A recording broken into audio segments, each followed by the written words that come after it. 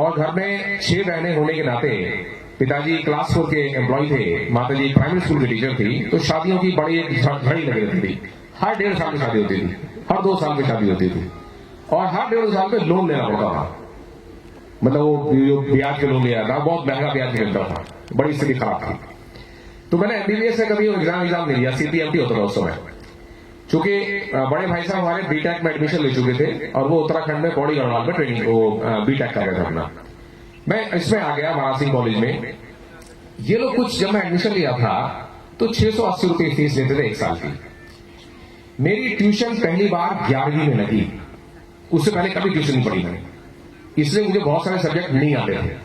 क्योंकि स्कूल में बहुत बढ़िया, स्पेशली जो एसएससी के टीचर आए थे, तो मैं उनसे यही बात कर रहा था कि आप क्या पढ़ाते हैं, वो बड़ा डिफिकल्ट क्रिटिकल सब्जेक्ट है, वो बच्चे पढ़ते ही नहीं उसको। एसएससी वो हिस्ट्री, ज्योग्राफी, सिविक्स, वो सब बता रहे थे, सामने इकोनॉमिक्स वगैरह वो पढ़ाते हो, वो बड़ी मुश्किल में समझ में आता है बच्चों को। तो बहुत सारे सब्जेक्ट्स ऐसे थे जो मुझे नहीं आते थे।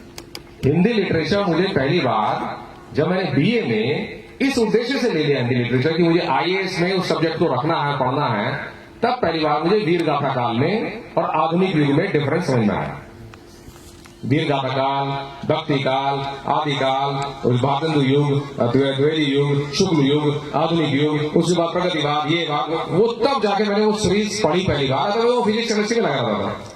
तो जब मैं 11th में पहली बार ट्यूशन पढ़ा, तो वो ट्यूशन राकेश शर्मा साहब पढ़ाते थे, एसडी इंटर कॉलेज के बायोलॉजी के टीचर थे। वो 150 रुपए पर मंथ देते थे। उनकी एक हरफ मुझे याद रहता था जो पढ़ाते थे। कल क्या पढ़ाया था, ये पढ़ाया था, परसों क्या पढ़ाया था, ये पढ़ाया था। दूसरे बच्चे परेशान रहते, ये कैसे रट के आता है इतना, क्योंकि पहली बार मुझे चीजें समझ में आनी शुरू हुई थी। तो टीचर पर्सनली पढ़ा रहा था, अदरवाइज 50 बच्चे बैठे सामने, पता नहीं वो टीचर क्या बोल रहे हैं, क्या लिख रहे हैं, वगैरह वगैरह। तो हम उसी में लगे रहे कि वो कुछ बोलते थे, आधा लिखते थे, आधा नहीं लिख पाते थे। तो बायोलॉजी का वहां से कंसेप्चुअल क्लैरिटी पहली बार आनी शुरू हुई। मुझे पता लगा सब्जेक्ट को पढ़ के जब वो समझ में आने लग गया तो कितना मजा आता पढ़ने में। हमारे बायोलॉजी के टीचर इसमें हुआ करते थे एसडी इंटर कॉलेज में, भगवान स्वरूप शर्मा। तो वो जो है हमारे क्लास टीचर भी थे, अटेंडेंस होती थी रोज, उनसे बड़ा डरते थे हम लोग। तो उन्होंने जब पूरा अपना सिलेबस कर लिया और हाफ ईयरली एग्जाम आ रहे थे, तो उन्होंने कहा भाई ऐसा है, क्लासेस मेरी खत्म हो रही है, हाफ ईयरली का सिलेबस खत्म हो गया है, अब उस दिन क्वेश्चन आंसर सेशन होगा, तो जिनकी जो कंसेप्ट क्लियर ना हो मेरे से पूछ लेना। अब चूंकि वो बोलते थोड़ा तेजी से, स्पीड से बोलते थे, उनकी जो स्पीच थी और जो हैंडराइटिंग लिखते थे उसमें ब्लैक बोर्ड पे, वो समझ में नहीं आती थी क्या लिख रहे हैं बायो का टीचर जो है। तो जिस दिन क्वेश्चन आंसर सेशन हुआ, उस दिन पूरी क्लास में किसी ने कोई क्वेश्चन नहीं पूछा। ठीक है, उन्होंने कहा तू पूछ नहीं रहा, तुम्हें या तो सब समझ में आ गया या तुम्हें कुछ भी समझ में नहीं आया। ठीक है, मतलब यदि कोई क्वेश्चन नहीं आ रहा है तो इट मींस कि आप या तो गोल हैं और या बिल्कुल क्लियर हो गया। और ऐसा हो ही नहीं सकता तुम्हें सब कुछ समझ में आ गया, क्योंकि ऐसा नहीं है कि जो भी टॉपिक पढ़ा के जाता हूं वो बिल्कुल आप लोगों को क्लियर ही करा के चला जाता हूं। फिर मैंने कहा मैं पूछ लूं, हाँ पूछो। मैंने पहला क्वेश्चन पूछा, फिर हम वेट करें कोई और पूछेगा, फिर मैं कहा फिर मैं पूछ लूं, अब पूछो, फिर मैं दूसरा पूछ लिया। लगभग 45 मिनट की क्लास थी और मैंने 17 क्वेश्चन पूछे टोटल। अब पूरी क्लास में किसी ने कोई नहीं क्वेश्चन पूछा। तो रिजल्ट आया उसके बाद जो हाफ ईयरली का। तो अब बच्चे जो आगे बैठते, मैं तो सबसे पीछे बैठता था क्लास में। मैं एक मेरे साथ 2 बच्चे बैठते थे, एक तो गाने लिखता था बाबा साइकिल के, ठीक है, और दूसरा वाला फिल्म ज्वाइन करना चाहता था। वो मेरे इधर बैठता था, दूसरा इधर बैठता था। अच्छा, वो सारा दिन वही फिल्मों खिचड़ी बनाते रहते थे कि वहां कैसे मुंबई कैसे जाए, ट्रेन कैसे पकड़े, कौन से पैसे चुराएं, किसके लेके वहां चले जाएं, कैसे विजय सिनेमा या विजय सिनेमा है शामपुर, वो फिल्म देखने चलते हैं। अच्छा, मैं कभी ज्यादा उनके साथ। तो रिजल्ट आया उसके बाद 11वीं का, हाफ ईयरली का। तो जो आगे बैठते थे बच्चे, वो जाके पूछा किसने टॉप किया, किसके पास सब ज्यादा आए हैं। तो भगवान शुरू से होगा, वो जो पीछे बैठता ना, वो जो क्वेश्चन पूछ रहा था उस दिन, उसके सब ज्यादा आए हैं। ठीक है, तो बायो सेक्शन में पहली बार मैंने 2 सेक्शन हुआ करते थे, सेकंड रैंक ऑब्टेन की बायो सेक्शन में। That give me lot of confidence. अब वो उसका श्रेय जो आता है वो उन टीचरों को जाता है जो वो ठीक से पढ़ाते थे। जो ठीक से नहीं पढ़ाते थे उनकी बात तो समझ नहीं आती थी। ठीक है, तो जो टॉपिक आप लोगों को अच्छे से आते हैं उसका पूरा श्रेय टीचर्स को जाता है, और जो टॉपिक आपको अच्छे से नहीं आते हैं उसका श्रेय भी टीचर्स को जाता है। तो इसलिए आपको ठीक से पढ़ाइए।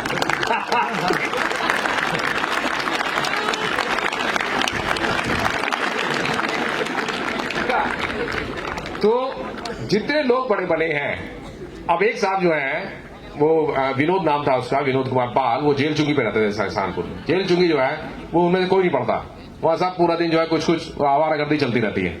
ठीक है, वो 11वीं में आया, वो 10वीं में 3rd डिवीजन था उसका। 11वीं में एक आरपी वर्मा साहब बीडी बजोरिया के केमिस्ट्री की ट्यूशन पढ़ाया करते थे, वही रहते थे बीडी बजोरिया के पास। ठीक है, तो आरपी वर्मा साहब क्या उसने पढ़ना शुरू किया, इसने विनोद ने। वो मेरे से 1 साल सीनियर था, मैं 10वीं में होता था तो 11वीं में होता, इस तरीके चलता था हमारा, पर हम लोग अच्छे दोस्त थे। उसको लार्जली, मतलब I can say with confidence, with a pinch of salt, उसे लार्जली कोई सब्जेक्ट नहीं आता था, पर उसे केमिस्ट्री समझ आनी शुरू हो गई जब वो आरपी वर्मा की क्लासेस अटेंड करना शुरू किया। जब भी उनका संडे को टेस्ट होता था सुबह में 5:30 बजे, तो 5:30 बजे पहुंच जाता टेस्ट देने के लिए। टेस्ट देके आता था, बड़ा झक मार के, बड़ी तेज लिखता था, और घटिया बिल्कुल वहां बेकार हैंड राइटिंग थी उसकी। ठीक है, और वो केमिस्ट्री धीरे धीरे उसने 11th में उसकी पासिंग मार्क्स आए, 12th में वो सेकंड आया, बीएससी में फर्स्ट आया, एमएससी में फर्स्ट आया, वो आईएसएम इसमें धनबाद पहुंचा, यूएसए पहुंचा, उसके बाद वो डीआरडीओ में साइंटिस्ट है, अपनी लेबोरेटरी का सबसे यंगेस्ट साइंटिस्ट है, जो साइंटिस्ट एफ है। उसके पेपर जो है इंटरनेशनल जर्नल में छपते हैं, वो यहां जाके लेक्चर देता है, सब केमिस्ट्री में देता है। ठीक है, उसे उसके अलावा कुछ नहीं आता केमिस्ट्री के अलावा। किसी भी प्रोफेशनल को केवल एक ही चीज आती है। जो हार्ट स्पेशलिस्ट है उन्हें हार्ट का ट्रीटमेंट आता है, जो ब्रेन स्पेशलिस्ट है ब्रेन का ट्रीटमेंट आता है, कुछ लोग आर्टिस्ट उनको आर्ट आती है, कुछ लोग डांसर्स उनको डांस आता है। सारे हरफन मौला नहीं होते और उसकी जरूरत भी नहीं। ठीक है, आप काइंडली किसी एक तरफ फोकस लगाइए, एक तरफ ध्यान लगाइए।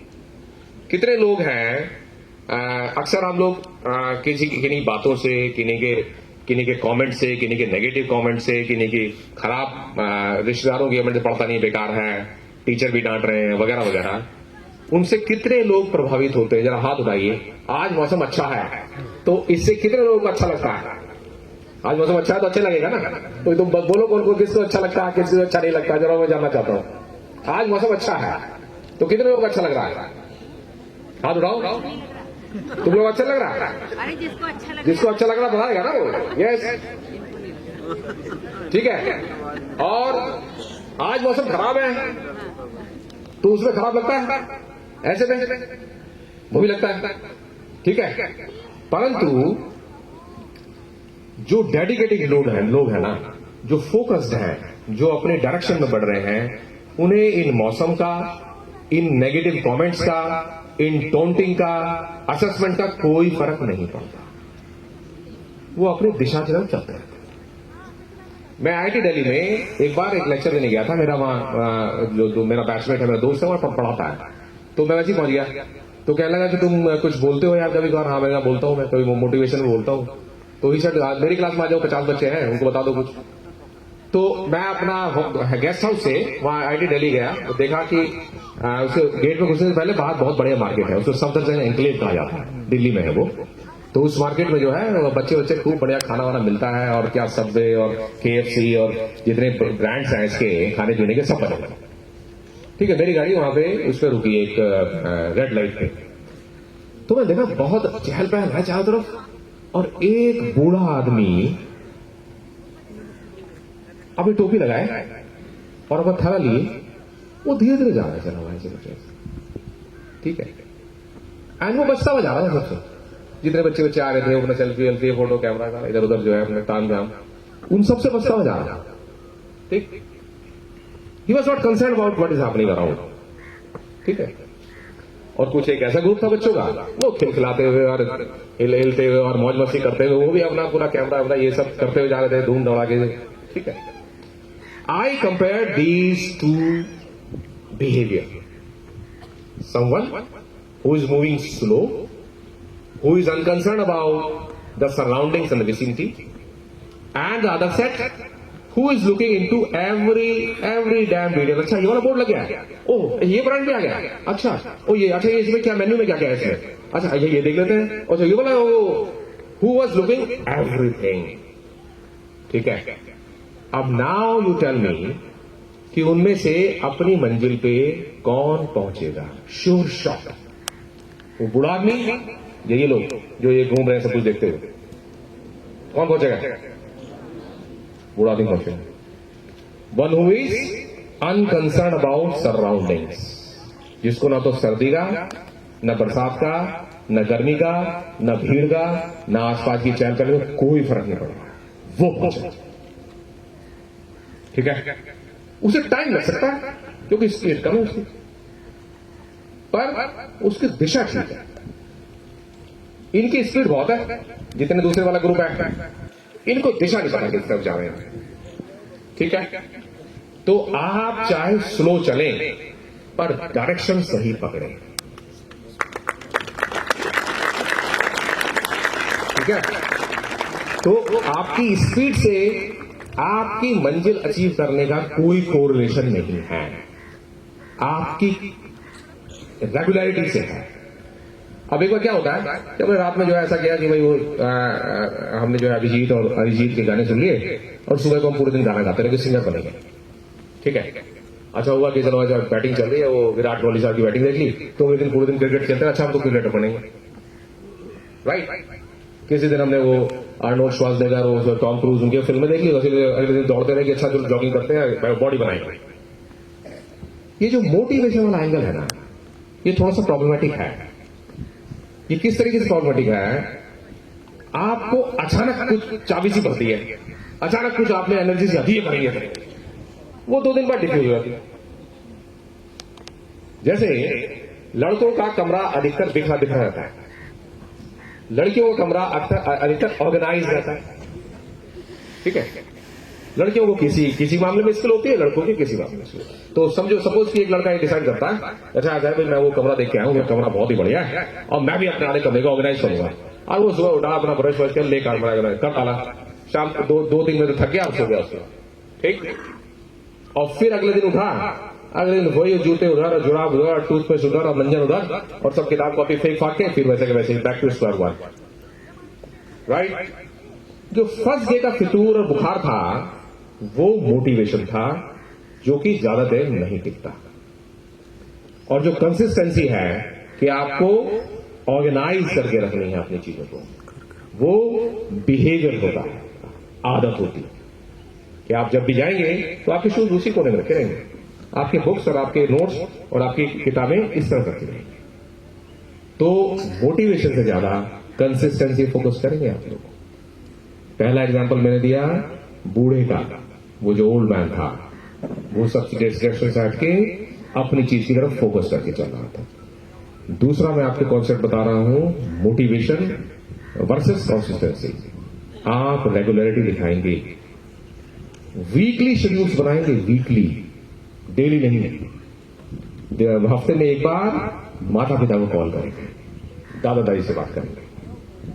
ठीक है, 4 दिन ये फिजिक्स के ये क्वेश्चन पेपर खत्म होंगे, इंग्लिश के ये वाले चैप्टर खत्म होंगे, अगले वाले में हिंदी इंग्लिश करूंगा. वीकली वाले ज्यादा रेगुलर रहते हैं, ज्यादा कंसिस्टेंट रहते हैं. तो आई होप कि I am making sense, but because this is not the occasion, मैं आई एम ट्राइंग टू. तो आपने जो कि काफी कुछ कॉन्स्टिट्यूशन में बोल दिया, वो क्या क्या नहीं, मैं इसमें आई एम रियली कंसर्न की. चलो एक तो स्टोरी और बताता हूं. स्टीव जॉब्स होते थे, स्टीव जॉब्स ने एप्पल कंपनी का फाउंडेशन, ये फाउंडिंग मेंबर थे. इनको 90s मिड 90s में, ऑलमोस्ट 96-95 में इनको एप्पल कंपनी से निकाल दिया गया था. इन्होंने फिर अपनी एक नेक्स्ट कंपनी बनाई, उस कंपनी का नाम नेक्स्ट था. उस कंपनी में एप्पल कंपनी के और डेल कंपनी के दोनों फीचर्स थे.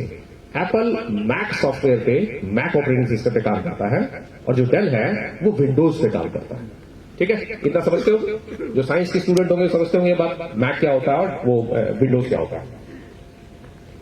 वो कंपनी जो नेक्स्ट थी ये इन दोनों का कॉम्बिनेशन प्रेजेंट कर रही थी और इनसे सुपीरियर लैपटॉप प्रेजेंट कर रही थी डेल और इसके मुकाबले। ये थोड़े बुद्धिमान टाइप के व्यक्ति थे ये जो स्टीव जॉब्स थे। तो इनका ऑफिस बनाया गया नेक्स्ट कंपनी का। वो पूरा का पूरा ऑफिस जो है वो सफेद था, व्हाइट था, उसमें कोई दूसरा कलर नहीं था। मेज भी, कुर्सियां भी, दीवारें भी, छत भी, पंखे भी, पर्दे भी, सब सफेद थे। ठीक है। तो जो जर्नलिस्ट थे उन्होंने पूछा कि आपके पास तो बहुत पैसा है और आप तो बड़ी बड़ी चीजें ला सकते हो, बड़ी मूर्तियां और वो सब एक्वेरियम और मछलियां और कुर्सियां और सोफे सब ला सकते हो अलग अलग कलर के। ये आपने क्या किया है, सफेद रंग का ऑफिस बनाया? ये अजीब सा लगता है, बिल्कुल आगे बोर हो जाता है आदमी आपके ऑफिस में, लगता ही नहीं कुछ इसमें एक्साइटिंग है, कुछ बढ़िया है। तो स्टीव जॉब्स ने कहा कि ऐसा है, हम लोग यहां पे दुनिया की सबसे गूढ़तम, सबसे डिफिकल्ट प्रॉब्लम सॉल्व करते हैं आईटी सेक्टर की, जो कोई रिजॉल्व नहीं करता, जिसको हम उसको रिजॉल्व करते हैं। हम ये नहीं चाहते कि हमारे कर्मचारी जो हैं वो आके सेल्फी लेते रहे, कभी मछली के पास खड़े हो गए, तो कभी कैफेटेरिया में चले गए, तो कभी यहां चले गए और वो अपना टाइम वेस्ट करते हैं। क्योंकि जब आप किसी एक खास चीज में लगते हैं ना, उसमें रमते हैं, तो आपका ध्यान बटना नहीं चाहिए, उसी में रहना चाहिए। तो चूंकि हम सबसे बड़ा एक्सेलेंस उनके दिमाग में लाना चाहते हैं अपने कर्मचारी के, और उसको हाईली पे भी करते हैं, तो हम उनका 6 घंटा या 7 घंटे जब यह कर रहे हैं, हम चाहते हैं कि वो उसमें मन से करें। हाँ, जो उनकी बेसिक नेसेसिटीज हैं वो उनको दी जाती हैं, चाय, कॉफी, जूस, वॉशरूम्स वगैरह वगैरह वो दी जाती है। But focus should be one, focus should not be broken, वो टूटना नहीं चाहिए। तो ये वाली चीज आपके लिए एक और लिटिल एग्जाम्पल है कि आप लोगों को फोकस आपका भी अपने किसी भी टैलेंट में बने रहना चाहिए। कुछ एक्टिविटी ऐसी होती है, जैसे एक एग्जाम्पल अभी इन्होंने कोमल पुनिया मैडम का दिया था, आपके प्रिंसिपल साहब ने। कोमल पुनिया मैडम जो है आईपीएस है, 2023 बैच की, आपकी यहां पे एल्यूमिनाई रही हैं और उन्होंने फर्स्ट अटेम्प्ट में सिविल सर्विसेज क्वालिफाई किया है। She must be one of the youngest IPS officer of her batch and these days she is taking training in NPA Hyderabad. उससे पहले her father used to take liquor, her father used to drink. As on the moment the result came and everybody came to their family कि सब लोग आए, उनको बधाई दिए, तो उनके फादर का बिहेवियर सडनली चेंज हो गया। राइट? सक्सेस कोई एक सिंगल वेंचर नहीं होती, सिंगल पर्सन का success is a joint venture. Parents, teachers और स्टूडेंट्स, ये 3 एक्सेस मिलते हैं तो फिर स्टूडेंट सक्सेसफुल होता है। तो यहाँ पेरेंट्स बैठे हुए हैं, यदि उसमें जरा भी डिस्टर्बेंस है ना, तो जो फादर है, जो कि ब्रेड विनर है, जो कि फैमिली का हेड है, वो पूरी फैमिली को बर्बाद कर सकता है आराम से, अपने बस फैमिली में योगदान ना करके, क्योंकि बच्चे डिस्टर्ब होते हैं उससे। तो मेरा यहां पे जो कोमल पुनिया मैडम का एग्जाम्पल मुझे सुबह में बताया गया कि वो जो है वो आईपीएस बनी है, मैंने टोटल अपनी वीकनेस को लेके, अपनी एकेडमिक वीकनेस को लेके, अपनी पढ़ाई लिखाई में मेरी कमजोरी को लेके, मैंने शुरुआत के 3-4 एग्जाम में मैं प्री क्वालिफाई नहीं कर पाता था। एंड ऐसे बच्चों का एडमिशन हो जाना था वहां से, दिल्ली में मैं जेएनयू में पढ़ता था, कि जिनको मैं कुछ नहीं हो सकता, इसका कैसे हो गया, मुझे अच्छा मतलब इसका हो गया और मेरा नहीं हुआ, ये तो डूब मरने वाली बात हो गया, इसका कैसे हो गया। हमारा पहले होना चाहिए था, क्योंकि हम उससे ज्यादा तेज बोलते हैं, हमसे ज्यादा समझदार हैं, हम ज्यादा तेज है, तो गाँव से आया हुआ, मुझे ऐसा फील होता था। मुझे उसकी प्रिपरेशन अच्छी होती है तो उसका हो जाता। तो मैं दोनों उसको कनेक्ट करूंगा, कोमल पुनिया का जो सक्सेस स्टोरी है एंड जो हमारे वाले हैं। जब मुझे दिख गया कि गुरु कुछ बस की है नहीं, आपकी हीरोपंती कर लो, कितना घूम लो यहाँ सिटी में जाते हुए, जेएनयू में, दिल्ली में मोटरसाइकिल चला लो, एग्जाम नहीं क्लियर होने, क्योंकि जो दूसरे बैठे हैं ना इलाहाबाद से आए हुए, ये सबके सब शार्प है। ठीक है, तो जो बुद्धि लगानी लगा लो। मैं वहां से बोरिया बिस्तर उठा के सहारनपुर आ गया वापस दिल्ली से। मुझे दिख रहा था कि वहां पे अपना बिल्कुल नैया डूबनी ही डूबनी। यहां पे आके जो नहीं आता था उसे पढ़ा दोबारा से, और उसी जगह रहा, उसी गरीब वाले हालत में, जहां गरीब वाले घर में, जहां पे देख देख के मुझे बड़ी इरिटेशन होती थी कि कहां फंस गया। जो चीज मोटिवेट करती थी उसी जगह रहा। मैंने फिर 5 पीसीएस के इंटरव्यू दिए, 4 आईएएस के इंटरव्यू दिए, 3 बार पीसीएस में सिलेक्ट हुआ, 2 बार IAS में सेलेक्ट हुआ, मेरे पास JRF हुआ करती थी। तो मेरे उसके बाद जब मुझे वहां दिखाई दिया दिन में तारे कि बस हुई, जब लाइफ बर्बाद हुई तो इधर आ गए। उसमें दोनों पेरेंट्स मेरे साथ टीम बना के रहते थे। मुझे कभी पपीते काट के दे रहे हैं, तो कभी वो क्या बोलते जूस बना के ला रहे हैं, तो कभी चाय बना के ला रहे हैं, और मैं अपने काम में काम करता हूं। तो दैट वाज ए टीम। और हमने सारे रिश्तेदारों की एंट्री ब्लॉक कर दी थी, कोई रिश्तेदार नहीं आएगा, भाग जाओ। तुम लोग आए तो तुम लोग पढ़ रहे हो, ठीक है। रिश्तेदार जो है बच्चों को सारा टाइम खराब चले जाते हैं, ठीक, उनको आने देते थे हम लोग। That was a team. And teachers जो भी बाय गॉड्स ग्रेस ऐसा रहा है मेरे साथ कि टीचर्स मुझे कॉपरेट करते थे, बुक्स देते थे, बैठा के टाइम देते थे। वो मुझे हमेशा दे यूज टू प्रमोट कि करिए, इसको करिए।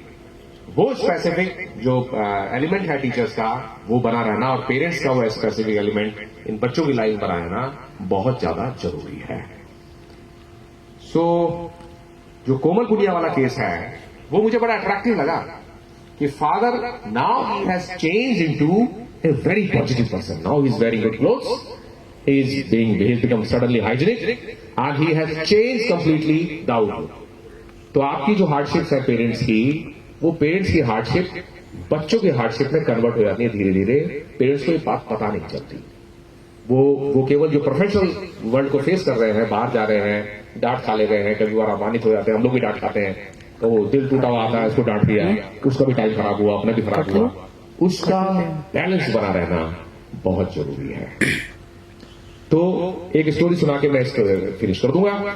स्टोरी यह है कि जब मेरी नई नई शादी हुई थी तो हम लोग, मेरी वाइफ भी IAS है, वो भी यूपी कटर में है, हम लोग बुलंदशहर में पोस्टेड थे। बुलंदशहर में दीपावली आई एंड हमारे पिताजी माताजी सहारनपुर और हमारे जो सास ससुर थे वो पंजाब के रहने वाले थे, वो लोग नहीं आए। हम लोग अकेले अपनी दीपावली मना रहे थे। घर में कोई बेबी नहीं था, हम दोनों थे और अपने वो जो हेल्पर्स होते हैं एक तो वो थे। तो हमने पूछा भाई दीपावली में क्या क्या रिचुअल होने चाहिए, क्योंकि वो मेरी वाइफ जो है सिख है, उनके यहाँ दीपावली का ट्रेडिशन कम होता है। सो हमारे यहाँ पे प्रॉपरली बनाई जाती है। तो हमने फोन करके पूछा कि अब क्या क्या किया जाए। तो दीपक भी मंगा लो, और वो शाम को पूजा आरती होगी, लक्ष्मी जी की आरती होगी, गणेश जी, उन्होंने थोड़ा समझाया प्रोसेस।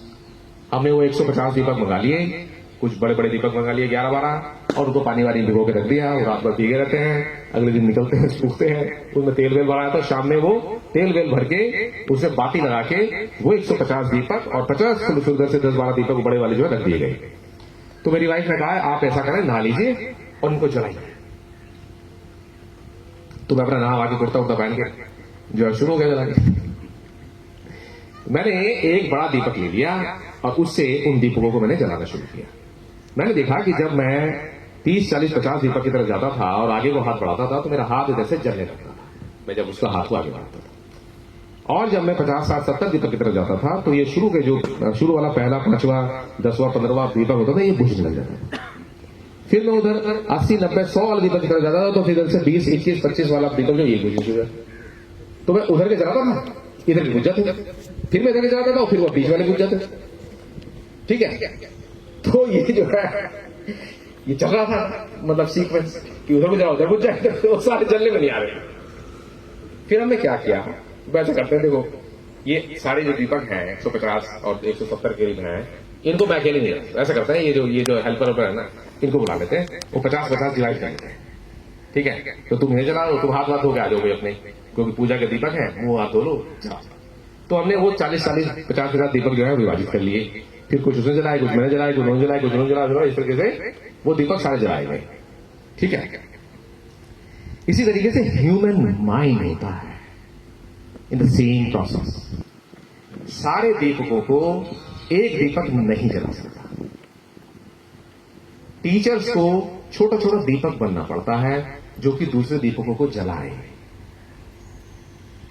हम सबको, पेरेंट्स को भी वो दीपक बनना होता है कि हम उनको जलाएं।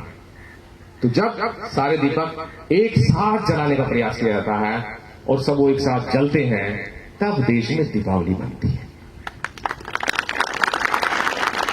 तो आप लोगों को जलाने के लिए ही, आप लोगों को चमकाने के लिए ही, आप लोगों को उज्ज्वलित करने के लिए ही। हाँ, थैंक यू। चलो ये लाइट वाले जो है वो ये थोड़ा थोड़ा रोकते हैं बीच में और चल पाता है। तो आप लोगों को उसी दिशा में हम लोगों ने जो जो करना था कर लिया है। ये जो बैठे ना सर, अब इसे कुछ नहीं होने वाला हम लोगों की लाइफ में। अब आप लोगों को डिसाइड करना है कि आप इस देश को, इस सोसाइटी को, अपने आप को, अपनी फैमिली को किस स्टेज तक एलिवेट कराएंगे। ठीक है, आई होप कि मैं कुछ ये समझा पाया आप लोगों को। तो मैं अपने वक्तव्य समाप्त करूं। मुझे दिल्ली जाना है, पर प्रिंसिपल साहब ने कुछ बच्चों के साथ इंटरेक्शन रखा है, मे बी कि 10, 10th एंड 12th के साथ दोबारा से हम लोग अभी मुखातिब हों। पर जितनी चीजें मैंने बतानी थी मैं सब बता दूंगा, मुझे कुछ बताना था नहीं है ना, तो आई विल गो। ठीक है, तो सभी लोगों को बहुत बहुत धन्यवाद एंड बहुत बहुत शुभकामनाएं गणतंत्र दिवस की एक बार फिर। एंड अपनी लाइफ में अच्छा कीजिए, गोल्स बनाइए, अपने रोल मॉडल्स बनाइए, उनके बारे में पढ़िए, उनकी हार्डशिप्स को पढ़िए, देखिए कि आपकी लाइफ में कितनी हार्डशिप कम है, कंपेयर कीजिए और मोटिवेटेड रहिए। हमेशा मोटिवेटेड रहिए उसकी तरफ। जब उन्होंने किया है, उन्होंने ये हार्डशिप फेस की, जैसे कि बाबा साहब भीमराव अम्बेडकर का नाम लिया गया, बहुत सारी हार्डशिप फेस की है। उनके मुकाबले मेरे लाइफ में तो 20 गुना कम रही, कम से कम जो मैं देखता हूं। ठीक है, और मेरे से कम 50 से 100 गुना ज्यादा मेहनत की होगी। 3000 किताबें पढ़ी थी, ये हमारे प्रोफेसर कहते थे जेएनयू के। 3000 किताब पढ़ने के लिए यदि एक किताब 5 दिन में पढ़ता है ना आदमी, तो 15,000 दिन लगते हैं। ठीक है, और 15,000 दिन जो है उसको जब 365 से डिवाइड करोगे तो फिर पता लगा कितने साल लगेंगे 3000 किताब पढ़ने के। ये अभिजीत पाठक थे, सोशियोलॉजी के प्रोफेसर थे, वो कहते थे कि वो अम्बेडकर हैड रेड 3000 बुक्स। तो that was a very unique thing. तो ऑलवेज जितने महापुरुष हैं, जो तुम्हें अच्छे लगते हैं, जो तुम्हें अट्रैक्ट करते हैं, एनर्जी हमेशा एनर्जी की तरफ अट्रैक्ट होती है, उनके बारे में पढ़िए, डिफिकल्टीज उनके पता लगाइए एंड देश की तरक्की कराइए। आप लोगों की जरूरत है देश को। नवोदय विद्यालय के लोग स्टूडेंट सबसे हार्ड वर्किंग स्टूडेंट होते हैं, बचपन से ही कंपटीशन पास करते हैं। आप लोग बचपन से कंपटीशन पास करते हैं। आप लोगों में अच्छे डॉक्टर्स, अच्छे चार्टर्ड अकाउंटेंट्स, अच्छे इंजीनियर्स, अच्छे स्पेशलिस्ट, अच्छे आर्टिस्ट, अच्छे सिंगर्स, अच्छे डांसर्स, सारे there are number of profession जिसमें स्पेशलाइजेशन की जरूरत होती है, प्रोफेशनलिज्म की जरूरत होती है। आप लोगों में वो टैलेंट होता है। तो बहुत बहुत शुक्रिया, धन्यवाद, और once again very happy republic day to all of you. जय हिंद, जय भारत। धन्यवाद मुख्य अतिथि महोदय, और आपने बड़ा ही मेस्मराइजिंग, सम्मोहन करने वाला उद्बोधन हमारे छात्र छात्राओं को दिया। भले ही धीरे चलें पर लक्ष्य पर केंद्रित रहें, हमेशा मोटिवेटेड रहें, अपने जो समस्याएं हैं उनका समाधान बने।